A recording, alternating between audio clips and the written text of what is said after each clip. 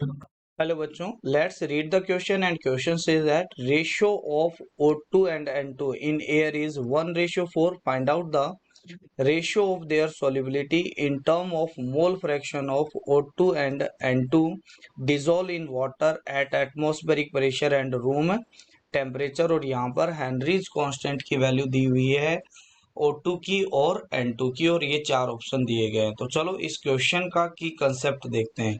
तो सबसे पहले इस क्वेश्चन का की कंसेप्ट देखते हैं। तो ये जो क्वेश्चन है वो है हेनरीज लॉ पे, हेनरीज लॉ पर बेस्ड है।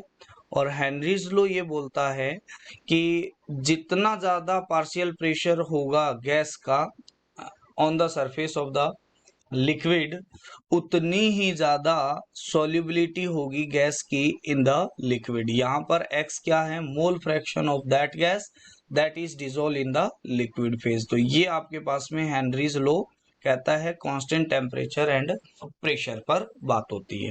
ठीक है, तो यहाँ पर पार्शियल प्रेशर ऑफ गैस को जब हम निकालते हैं तो ये आ जाता है KH x of gas. X क्या है? एक्स ऑफ गैस है mole fraction of gas that is dissolve in the liquid. ठीक है, तो यहां से एक्स ऑफ गैस है, मोल फ्रैक्शन ऑफ गैस है, वो आ जाता है partial pressure of gas, partial pressure of gas upon KH। ठीक है, तो यहां से अगर मैं x of O2 to the x of N2 का रेशियो निकालता हूं तो ये आ जाता है partial pressure of O2 to the partial pressure of N2। इसके साथ साथ KH Henry constant for N2 और अपॉन में आ जाता है हेनरी कांस्टेंट फॉर O2। ये आपके पास में आ जाता है। अब इसमें अगर सारी वैल्यू पुट कर दी जाएगी तो आपका आंसर आ जाएगा। अब partial pressure of O2 and partial pressure of N2 आपको निकालना है, क्योंकि KH ऑफ O2 दिया हुआ है और KH ऑफ N2 आपको दिया गया है। तो चलो नेक्स्ट टास्क है partial pressure of O2 and N2 निकालना। ठीक है, तो यहाँ पर क्योंकि हमें दिया हुआ है कि ratio of O2 and N2 in air is 1:4। ठीक है, तो अगर मोल ऑफ O2 है वो अगर 1 मोल मान लिया जाए, देन मोल ऑफ N2 कितना हो जाएगा? एयर के अंदर 4 मोल मान लिया जाता है। ये लेट कर लेते हैं अपने, है ना, क्योंकि मोलर रेशियो में ये है।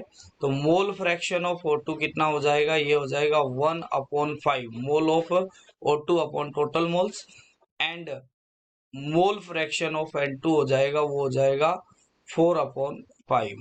और मुझे ये पता है एंड एंड हमें ये पता है P जो एटमॉस्फेरिक प्रेशर होता है वो होता है 1 ATM के इक्वल, जो होता है 760 टॉर्क के इक्वल।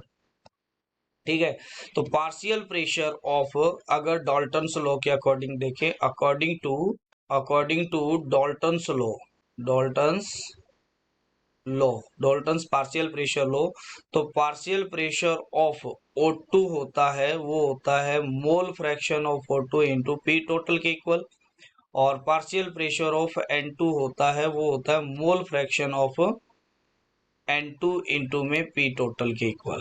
ठीक है, तो अगर इन दोनों का रेशियो निकाल लिया जाए, इन दोनों का रेशियो निकाल दिया जाए तो P टोटल से P टोटल कैंसल आउट हो जाएगा और ये आ जाएगा 1:4 के इक्वल, क्योंकि ये 1/5 और ये आ जाएगा 4/5। अब ये वैल्यू यहाँ पर हम पुट कर देते हैं, ये वैल्यू और ये वैल्यू दी हुई है वो निकाल लेते हैं। तो यहाँ से हमारे पास में अपने क्वेश्चन का आंसर आ जाता है, जो वैल्यू पुट करते हैं मोल fraction of O2 upon mole fraction of N2। ये मोल फ्रैक्शन किसके हैं?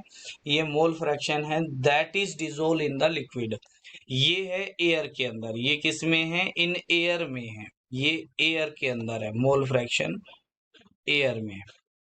ये है लिक्विड के अंदर, ये है लिक्विड के अंदर दैट इज डिसॉल्व, और इन्हीं का रेशियो अपने निकालना है। तो ये आएगा 1/4 और ये कितना आ जाएगा? नाइट्रोजन का है 6.6 इंटू 10⁻7 टॉर, और ये दिया हुआ है 3.3 इंटू 10⁻7 टॉर।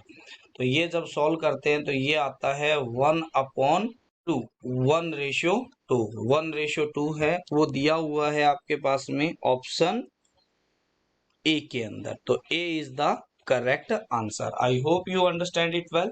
Thank you.